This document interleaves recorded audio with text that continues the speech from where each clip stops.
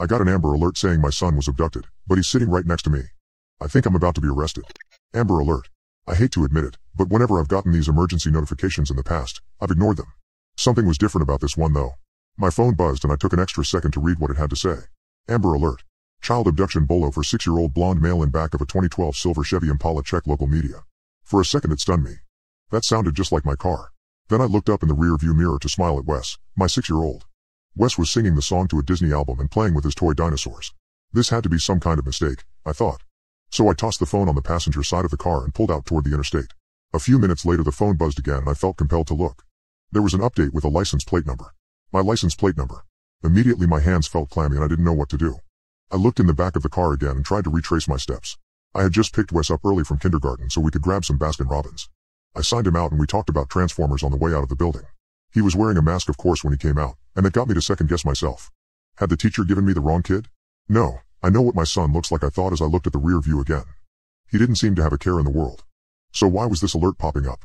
I think I drove another good 2 minutes before I made it to the next rest stop and decided to call someone. Maybe I had forgotten to sign him out? Maybe the school had decided to make the call when they thought he was missing? Surely this was all a big misunderstanding. I made a call to the school to speak with the principal. Miss Shepard here, the voice said distractedly. This is Charles Bowman. I just wanted to double check with you about the sign-out sheet for Wes, I said nervously as I looked around the rest stop. I didn't know who to ask for help, but I was feeling panicked. I figured if a cop came by I could square the whole thing up, let them talk to the school. This could be resolved, I kept telling myself. There was a short pause as the teacher looked up the information and then the principal came back on the line. I'm sorry. Who did you say you were? Miss Shepard asked. Charles. Charles Bowman. My son is in Mrs. Kemp's class, kindergarten. I came and got him about 30 minutes ago. I was sweaty. Something in her voice sounded off. And then she said something that made me feel numb. I'm sorry, sir. I think you must be confused. Wesley Bowman is still here at the school. It took me a moment to register what she was saying. It all felt like a bad dream. Check again. Because I'm staring at him in my back seat, I insisted. The principal placed me on hold and I looked at Wes again. He had stopped bouncing and playing and seemed to be paying extra attention to the conversation. Hey buddy, you okay? I said with a smile. Something was very wrong. The whole world felt like it was suddenly turned upside down. Sir? Are you still there? Miss Shepard was back. I'm here. The words felt dry in my throat. I didn't feel like I meant anything I said. It was just this overwhelming sense of dread filling my body. I just came from Mrs. Kemp's. Wes is in class. So I would really appreciate it if you stopped this prank and told me exactly why you were calling.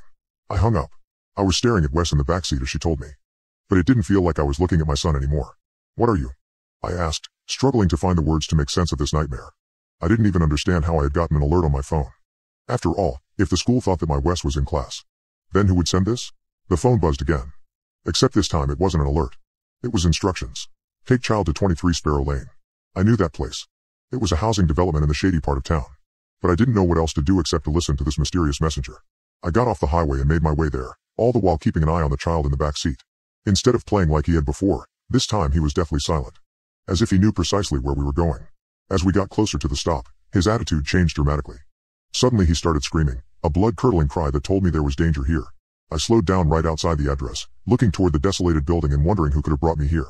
My phone instructed me again. Place child outside vehicle. At the point the child that looked identical to my son was thrashing, trying to break loose, screaming and gnashing angrily trying to cut at himself with his teeth. You can't do this, Dad. You can't. It sounded just like Wes. It made my skin crawl. Calm down, I insisted as I unbuckled and got around to his side.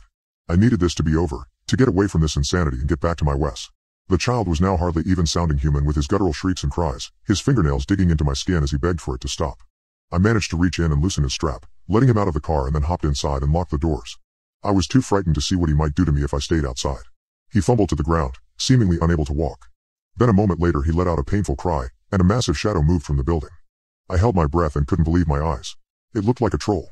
That's the best way that I can describe this monster. Its body was covered in soot and ash and moss, gray and black vines twisted about its arms the way veins would as it towered over the child.